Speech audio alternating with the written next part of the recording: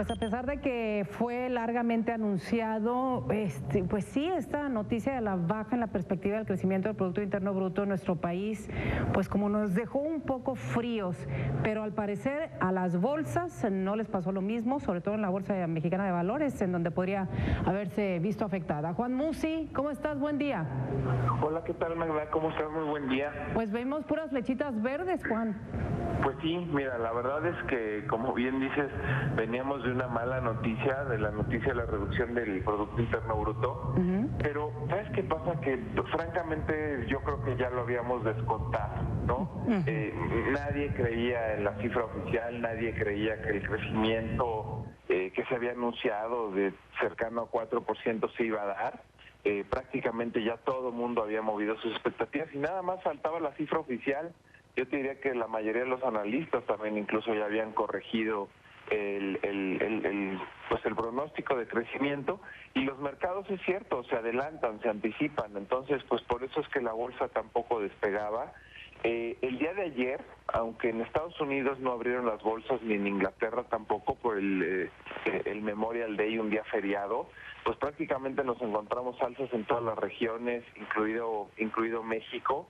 Y yo creo que vale la pena comentar que ahí lo que sucedió fue que hubo elecciones en Europa en el fin de semana, parlamentarias, y que evidentemente pues los resultados en muchos casos sorprendieron, pero al final la lectura fue positiva por el mercado. ¿Con qué me quedo de las elecciones en Europa? Pues con que hay un gran descontento, con que hay todavía huecos muy grandes que llenar. El desempleo está pues evidentemente ahorcando a la región. Los niveles de desempleo no son normales en muchos países. En España, por ejemplo, ganan escaños en el Parlamento Europeo un partido que ni sonaba. En el caso de Italia, gana Matteo Renzi, pero su mayor opositor, que es un comediante, así como lo oyes, de veras yo no lo podía creer, queda en un segundo lugar muy sólido, el señor Beppe Grillo. Hay sorpresas también, por ejemplo, en Francia, pues no pueden estar más descontentos con el presidente Hollande, y también el partido se lleva una gran derrota. Pero bueno, al final esta pluralidad y cómo se va a integrar de nuevo el Parlamento Europeo es bien leída por los mercados. Hay elecciones en Ucrania y gana quien se esperaba que ganara, y que aparentemente tiene una buena relación con el presidente ruso de Putin, y que francamente esto puede abonar a que las cosas no se vuelvan a descomponer. Y en Grecia gana la extrema izquierda, que hace 4 años daba tanto miedo que ganara este partido extremista de izquierda, Syriza, logra el triunfo. Entonces, pues al final tuvimos una jornada positiva en donde pues prácticamente los partidos que estaban al frente, todos sufren una derrota o si no un revés importante en el Parlamento, en el caso de Europa. Y esto lo lee positivamente los mercados, pues porque, como te decía, hacia adelante ahora hay que luchar contra que logren tener algo de inflación y que logren disminuir desde luego los altísimos niveles de desempleo. Sí, Juan, bueno, pues por lo menos hasta este momento efectivamente fueron leídos estas noticias como buenas, pero hay una cuestión que está llamando la atención precisamente sobre el Parlamento Europeo, Juan, en donde pues lo que se ve es que efectivamente en algunos de los países ganaron los partidos que están completamente en contra de la Unión.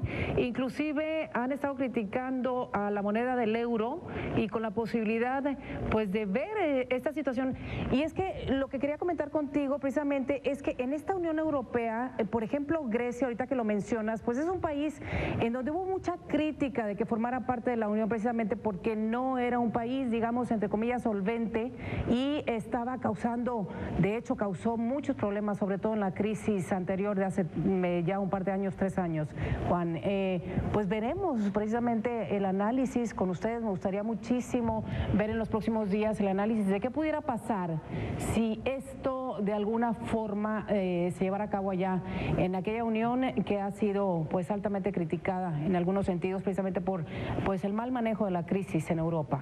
Tienes razón, la verdad es que desde su concepción era bien difícil pensar en integrar y tener una sola moneda para países tan distintos, para países con una situación financiera tan diferente, igualmente países con una situación y un régimen fiscal tan diferente.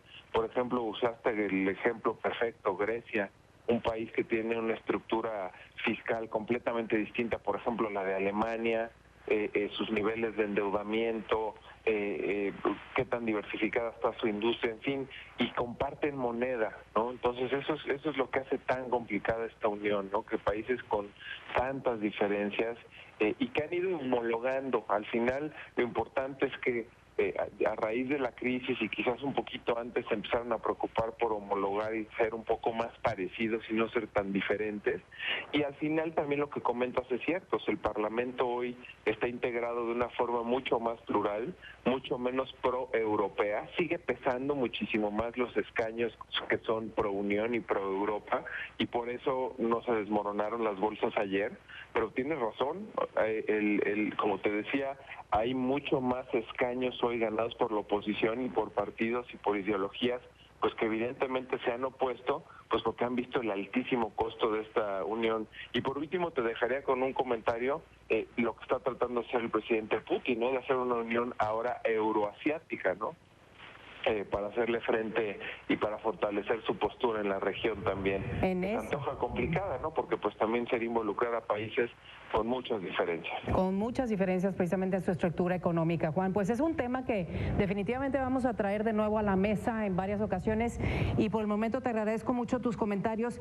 Por cierto, Juan, me gustaría también pues darle la dirección de Twitter a las personas, al auditorio que nos escuchan, pues para que cualquier duda que tengan, pues lo puedan consultar con ustedes, @SomozaMusi. ¿Te parece, Juan? Me parece perfecto, además les ofrezco, porque así ha sido siempre, nunca nos tardamos más de un día en responder inquietudes, dudas, y te agradezco mucho que le pongas ahí énfasis. Con muchísimo gusto, claro que sí, Magda. Al contrario, gracias, y pues gracias por siempre estar al pendiente, sobre todo de nuestro auditorio.